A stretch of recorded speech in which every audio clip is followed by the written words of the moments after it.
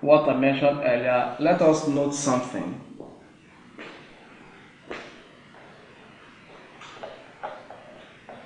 An adjective clause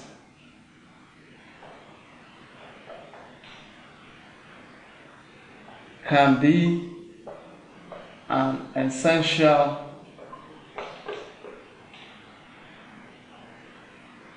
adjective clause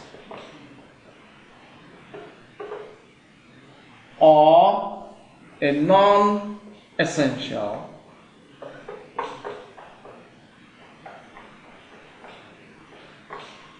adjective clause. That is, if you have an adjective clause, it can either be essential or non-essential. This issue was mentioned on the topic on punctuation mark, considering the use of the comma. That we use a comma to mark off a relative clause when it is non-essential. We just take two examples to illustrate what we mean by non-essential.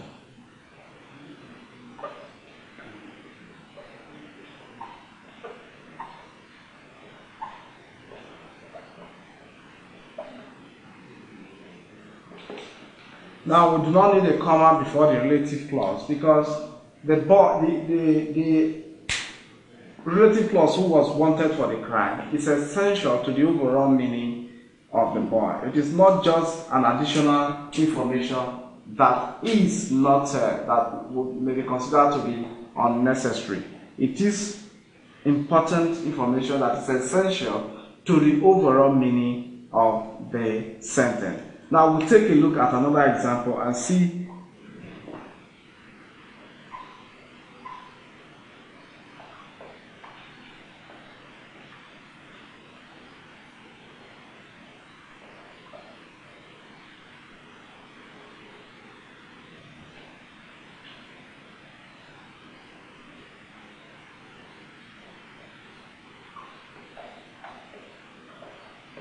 now that who was talking with Mr. Ade is actually a relative clause that is not essential to the overall meaning of the sentence. It doesn't necessarily identify who Mr. Okoro is. Mr. Okoro is already specified.